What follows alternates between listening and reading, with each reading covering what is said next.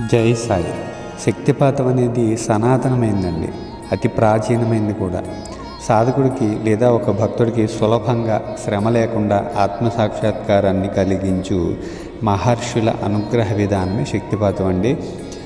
దీని ద్వారా ఎన్నో రోగాలు పోగొట్టుకోవచ్చు, అలాగే ఎన్నో కోరికలు నెరవేర్చుకోవచ్చు, ఎన్నో కష్టాల నుంచి బాధల నుంచి బయటపడవచ్చు. అలాగే నేను దేహం కాదు ఆత్మను అన్నటువంటి చైతన్య పదార్థాన్ని అన్నటువంటి సత్యాన్ని క్షణాల్లో మనం అనుభవాన్ని పొందొచ్చు. అంతటి మహత్తరమైనది శక్తిపాతం. దీని గురించి తెలుసుకోబోతున్నాం. అనేక రహస్యాలు. పూర్తిగా వీడియో చూడండి, స్కిప్ చేయకుండా చూడండి. అలాగే సబ్స్క్రైబ్ చేసుకోండి, లైక్ చేయండి, ఓం సాయిరామ్ అని టైప్ చేయండి.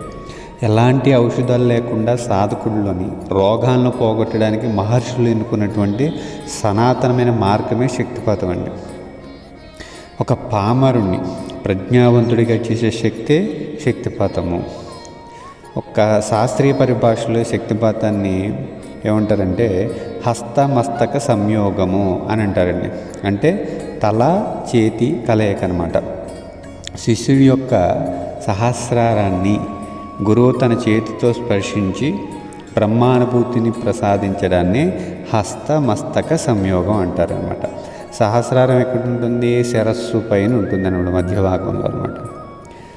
అక్కడ గురువు చేయబెట్టి నీకు శక్తిపాతం చేస్తూ ఉంటాడు అనమాట. ఆ తలపైన ఉంటుంది కాబట్టి తలనే ఉంటాం మస్తకం అంటారు. అంటే చెయ్యి మస్తకం మీద వేసి శక్తిపాతం చేస్తున్నాడు కాబట్టి హస్తమస్తక సంయోగం అంటారనమాట. షిరిడి సాయిబాబా ఈరోజు తన యోగ శక్తిని ప్రసరించారు. అంటే ఒక భక్తుడు చెప్తున్నాడండి, షిరిడి సాయిబాబా ఈరోజు తన యోగశక్తిని ప్రసరించారు. నేను ధ్యాస లేకుండా పరమానందంలో మునిగిపోయాను అని కఫర్డే తన డైరీలో రాసింది చదివినప్పుడు చాలామందికి అర్థం కాలేదండి. కానీ మనం అర్థం చేసుకోగలుగుతాం. ఎట్లా అంటే ఇప్పుడు మన శక్తిపాతం గురించి మనం తెలుసుకుంటున్నాం కాబట్టి బాబా ఆనాడు కఫర్డేకి తన యోగశక్తిని ప్రసరింపజేశారు. తద్వారా అతడు పరమానందంలో మునిగిపోయాడని మనం తెలుసుకున్నాం. 1995లో బాబా అనుగ్రహము చేత కుండలిని జాగృతి పొంది ఆత్మదర్శనం పొందిన తరువాత కఫర్డే మాటల్లోని భావం విషయం స్పష్టంగా అవగతమయ్యాయి అని రమణానంద మహర్షి వారు చెప్పడం జరిగిందనమాట. ఈ శక్తిపాత రహస్యాన్ని దక్షిణామూర్తి మొట్టమొదటగా తెలియజేశారండి. వారు మాటల్లో ఏం చెప్పలేదండి, అనుభవంతో దివ్య లీలలతో వ్యక్తపరచడం జరిగింది. ఈ కథ వింటే మీకు ఈ విషయం అవగతం అవుతుంది. ఒకసారి సనక సనందులు బ్రహ్మం అంటే ఏంటో తెలుసుకోవాలని బ్రహ్మలోకానికి వెళ్ళారండి. బ్రహ్మదేవుడు సరస్వతిదేవితో ఉంటాడు. ఇతడేమి మనకు బోధించగలడని వైకుంఠానికి వెళ్ళిపోతాడండి వెంటనే సనక సనందులు. అక్కడ కూడా నారాయణుడు లక్ష్మీదేవితో పరిహాసం ఆడుతూ ఉంటాడు. ఆ దృశ్యాన్ని చూసి ఇతడు కూడా ఏం బోధించగలడని కైలాసానికి వెళ్ళిపోతాడు. కైలాసంలో పార్వతీ పరమేశ్వరులు ఆ క్షణాన్ని నాట్యం చేస్తూ ఉంటారు. సనక సనందులు ఇతడు కూడా ఏమి బోధించగలడని కైలాసం నుండి బయటకు వచ్చేస్తారండి. కొంత దూరంలో కోటి సూర్య ప్రకాశ సమానుడైన ఒక యువకుడు ఋషి ఒక మర్రి చెట్టు కింద ఆత్మ సమాధి నిష్టలో పరమానందంలో రమిస్తూ ఉంటాడండి. ఆ ఋషి యొక్క నిశ్చలత్వాన్ని, ముఖంలో ప్రసన్నతను, ప్రకాశాలని చూసి ముగ్ధుడైపోయి వారిని ఆశ్రయించి బ్రహ్మం అంటే ఏంటో తెలుసుకోవాలని సనక సనందులు ఆ ఋషి దగ్గర కూర్చున్నారు. ఆ ఋషి ఎవరో కాదు, కైలాసంలో పరమేశ్వరుడే. సనక సనందులు ఆ ఋషి ముందు కింద ఆసీనులు కళ్ళు మూసుకుంటారండి. సనక సనందులు ఏమీ అతన్ని అడగలేదు. ఋషిని దక్షిణామూర్తి ఏమీ బోధించలేదండి. కొంతసేపటికి వారి సందేహాలన్నీ తీరిపోయాట. కళ్ళు మూసుకొని కూర్చోగానే బ్రహ్మం అంటే ఏమిటో అనుభూతితో గ్రహించి మౌనంగా వెళ్ళిపోతారండి సనక సనందులు. మౌన వ్యాఖ్య ప్రకటిత పరబ్రహ్మతత్వం అంటే పరబ్రహ్మతత్వాన్ని అంటే ఆత్మసాక్షాత్కారాన్ని ఒక భక్తుడికి లేదా సాధకుడు కలిగించడానికి ఎందరో మహాత్ములు అద్భుతమైన రచనలు చేశారండి. అవే శాస్త్రాలు అయ్యాయి. ఈ శాస్త్రాలు ఇంకా బాగా సులభంగా అర్థం కావాలని మరికొంతమంది మహాత్ములు వాటిపై వ్యాఖ్యానాలు చేశారు. శ్రద్ధగా భక్తితో నిరంతరం దాన్ని వినడము, దాన్ని చింతించడము, ధ్యానించడము చేయమని ఆదేశించడం కూడా జరిగిందండి. అయినా సాధకులు, భక్తులు ఎన్ని వ్యాఖ్యానాలు, గ్రంథాలు అధ్యయనం చేసినా, ఎన్ని శాస్త్ర గ్రంథాల్లో మునిగిపోయినా మరి మనకు ఆత్మదర్శనం కలగడం లేదు. పైగా విడ్డూరంగా అనేక కొత్త ప్రశ్నలు, సందేహాలు కలుగుతున్నాయి. ఈ విషయాన్ని గ్రహించే కాబోలు దక్షిణామూర్తి స్వామి ఒక సరికొత్త వ్యాఖ్యానాన్ని ప్రవేశపెట్టారండి. దీన్నే మౌన వ్యాఖ్యానం అని అంటారు. ఈ వ్యాఖ్యానం సాధారణమైనది కాదండి. వాక్కుతో బోధించేది కాదు, బుద్ధితో వివరించేది కాదు, మరో ప్రమాణం మీద ఆధారపడింది కూడా కాదు. ఈ వ్యాఖ్యానం కాలాన్ని హరించేది కాదు, మరికొన్ని ప్రశ్నలను, సందేహాలను కలిగించేది కాదు. ఈ మౌన వ్యాఖ్యానం గురించి బ్రహ్మదేవుడు కూడా సమర్థంగా వివరించలేడు అని చెప్పడం జరిగిందనమాట. ఇది చాలా శక్తివంతమైనదంటండి. అద్వితీయమైనది, సాటి లేనిది, తిరుగులేనిది. క్షణాలలో ఆత్మదర్శనాన్ని ప్రసాదించేది, మనోబుద్ధులకు అతీతంగా బోధించబడేది, దైవం యొక్క అనుగ్రహధారలు క్షణాల్లో కురిసేవండి. సర్వ సంశయాలను క్షణాల్లో పాలద్రోలేవి అన్నమాట. అందుకే దక్షిణామూర్తి స్తోత్రంలో ఆదిశంకరులు ఒక మాట అన్నారు. చిత్రం వట తరోర్మూలే వృద్ధా శిష్యా గురుర్వియ గురోస్తు మౌనం వ్యాఖ్యానం శిష్యాస్తు చిన్న సంశయా. ఆహా, ఎంత అద్భుతం, ఆశ్చర్యం! యువకుడైన గురువు చుట్టూ వృద్ధులైన శిష్యులు శ్రద్ధాభక్తులతో కూర్చుని ఉన్నారు. గురువు తన మౌనంతోనే వారి సర్వ సందేహాలను నివారించాడు అని చెప్పడం జరిగిందండి. చాలామంది సాధకులు, పండితులు దక్షిణామూర్తి కృప వలన సనక సనందులకు బ్రహ్మానుభూతి కలిగిందని, ఆత్మజ్ఞానం కలిగిందని రాశారు. కానీ ఏ విధంగా ఆత్మసాక్షాత్కారాన్ని వారికి అవలేలగా కలిగింది అని దక్షిణామూర్తి దానికోసం ఏం చేశాడు, వాళ్ళ మధ్య జరిగిన అలౌకిక కర్మ ఏమిటో చాలామంది స్వాములు తెలియజేయలేదండి. అక్కడ ఉన్న రహస్యం ఏమిటో చెప్పలేదు. దక్షిణామూర్తి తన యోగ శక్తితో సనక సనందుల కుండలిని శక్తిని మేల్కొల్పి సహస్రారంలో ప్రవేశపెట్టారండి.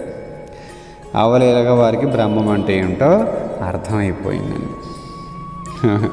ఇప్పుడు దాకా చెప్పుకున్నటువంటి మాటలు ఏవైతే ఉన్నాయో విన్నవారికి సరిగా అర్థం కావండి. ఇవన్నీ కూడా చాలా లోతైనటువంటి విషయాలు. సరే, అర్థమైనా అర్థం కాకపోయినా వింటే మంచిది కదా. మరొకసారి ఎప్పుడైనా వింటే గతంలో విన్నాము అన్నటువంటి ఒక స్ఫురణ ఉంటుంది. ఆ తర్వాత వినేటటువంటి విషయాలన్నా అంశాలన్నా అర్థం అవుతాయి. కాబట్టి అర్థం కాకపోయినా వింటూ ఉండండి, మంచిది. సూర్యుడిని మేఘాలు కప్పాయి, అందుకని చూచేవాడికి సూర్యుడు కనిపించడం లేదు.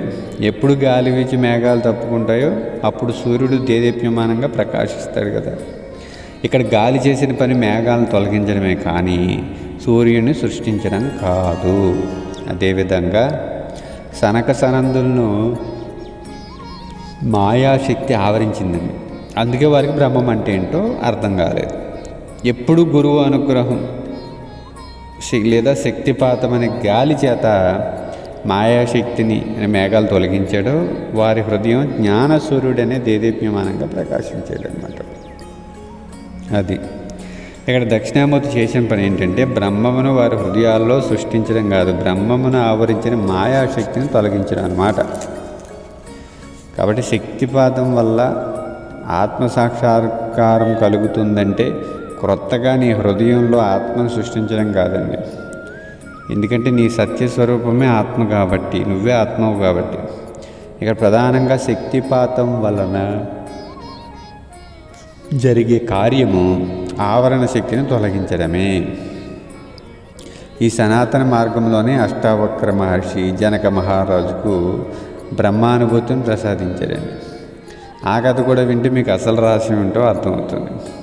విదేహ నగరానికి మహారాజు అయినటువంటి జనక మహారాజు ఎందరో ఋషుల దగ్గర, పండితుల దగ్గర శాస్త్ర అధ్యయనం చేసి సర్వశాస్త్ర పారంగతుడైనప్పటికీ అతడికి బ్రహ్మం అంటే ఏంటో, ఆత్మ అంటే ఏంటో అవగతం కాలేదని ఎన్నో సందేహాలు ఉండేవి. అందుకని తన దేశంలోని మహాపండితులను, విద్వాంసులను సమావేశపరిచి తనకు బ్రహ్మ సాక్షాత్కారం కలిగించాలని, అలా చేయని పక్షాన జైలు శిక్ష తప్పదని, శుష్క వేదాంతపరులకు ధనాన్ని ఖర్చు పెట్టడం వ్యర్థమని బ్రహ్మ సాక్షాత్కారం కలిగించిన ఈ అందరినో జైల్లో బంధించడం, వారికి శిక్షలు వేయడం జరిగిందండి.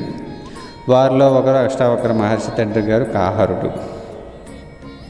అయితే తండ్రిని విడిపించుకొని రావడానికి రాజదర్బార్కు వెళ్తాడండి అష్టావక్ర మహర్షి.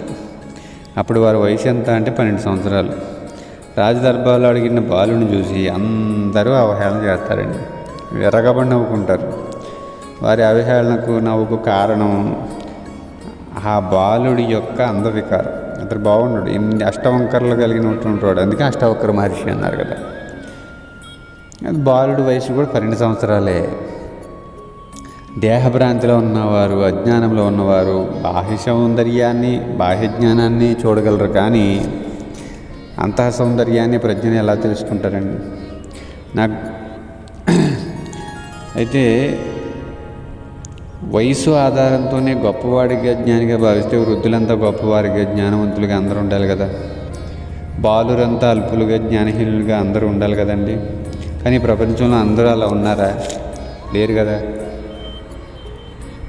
10 సంవత్సరాల వయసులోని ప్రహ్లాదుడు గురువులకే వేదాంత పాఠాలు చెప్పాడు.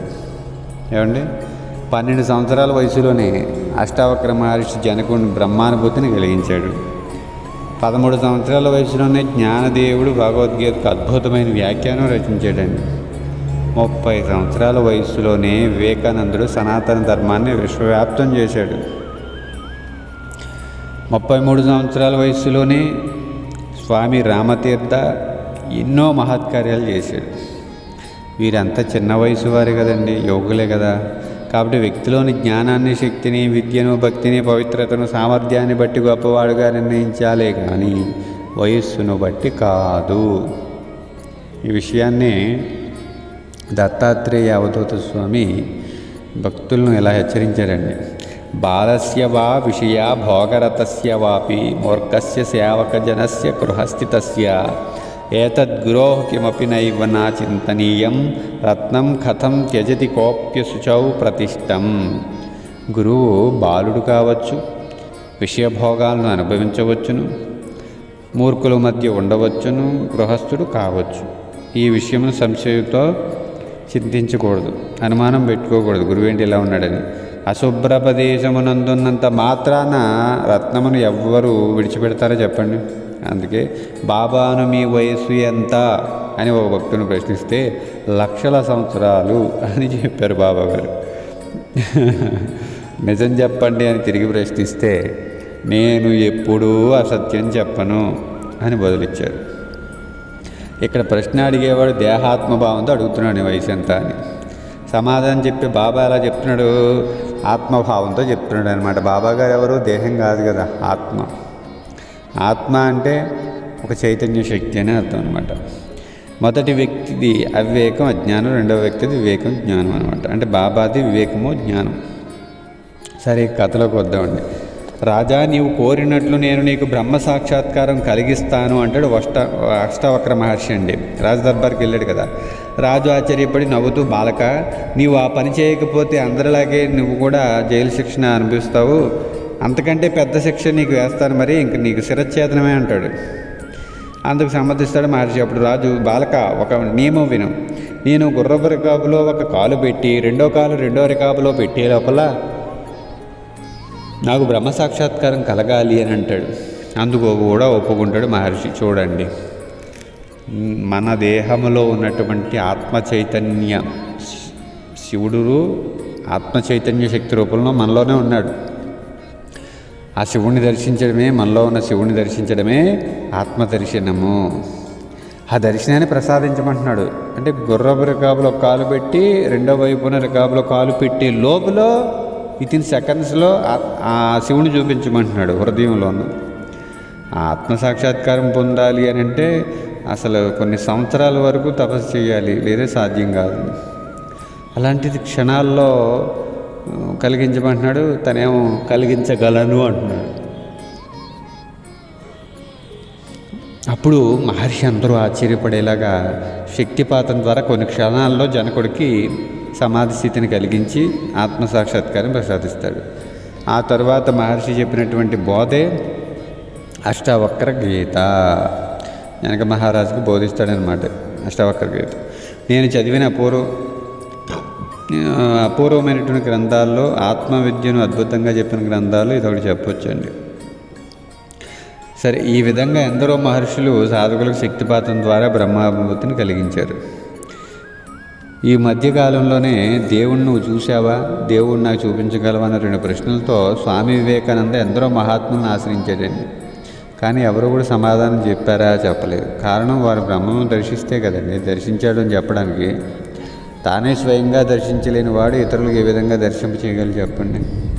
కొన్నాళ్ళకు రామకృష్ణ పరమహంసను ఆశ్రయించి 2 ప్రశ్నలను అడిగినప్పుడు, నేను నిన్ను ఎంత స్పష్టంగా చూస్తున్నానో దేవుణ్ణి కూడా అంత స్పష్టంగా చూశాను అని వివేకానందుడు చేతిని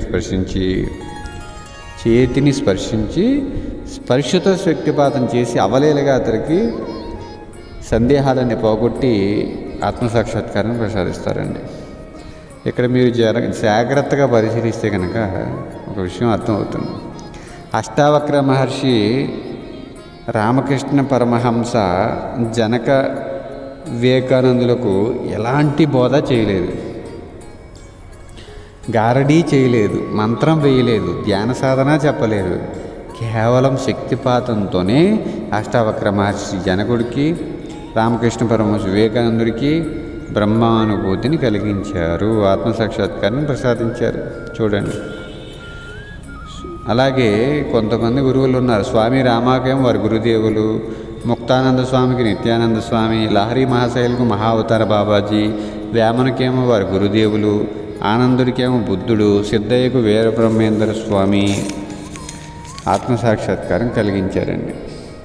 అలాగే కావ్యకంఠ మహామునికి రమణ మహర్షి వారు, రమణానందకు షిరిడి సాయిబాబా వారు, ఇలా వారు శక్తిపాతం ద్వారా తమ శిష్యులకు ఆత్మసాక్షాత్కారాన్ని ప్రసాదించడం జరిగిందనమాట. కాబట్టి శక్తిపాతం అనేది విద్యుత్ లాంటిదండి. విద్యుత్ క్షణాల్లో మనిషిని శవంగా చేస్తుంది, శక్తిపాతం క్షణాల్లో మనిషిని శివుడిగా చేస్తుందండి. కొన్ని సంవత్సరాల్లో జన్మల్లో సాధించలేనిది భక్తుడు సాధకుడు కొన్ని క్షణాల్లో సాధిస్తాడు. కాబట్టి నీవు శ్రమించవలసింది, సాధన చేయవలసింది ఆత్మదర్శనం కోసం కాదు, గురు అనుగ్రహం కోసం. ఏ క్షణం గురు అనుగ్రహం కలుగుతుందో ఆ క్షణమే శక్తిపాతం జరుగుతుంది, మరుక్షణమే ఆత్మదర్శనం జరుగుతుంది. ఇది అతిశయోక్తి కాదు, విడ్డూరం అంతకంటే కాదు. మనం కూడా అనుభవం ద్వారా తెలుసుకునే ప్రయత్నం చేద్దాం. జై సాయిరామ్, జై జై సాయిరామ్.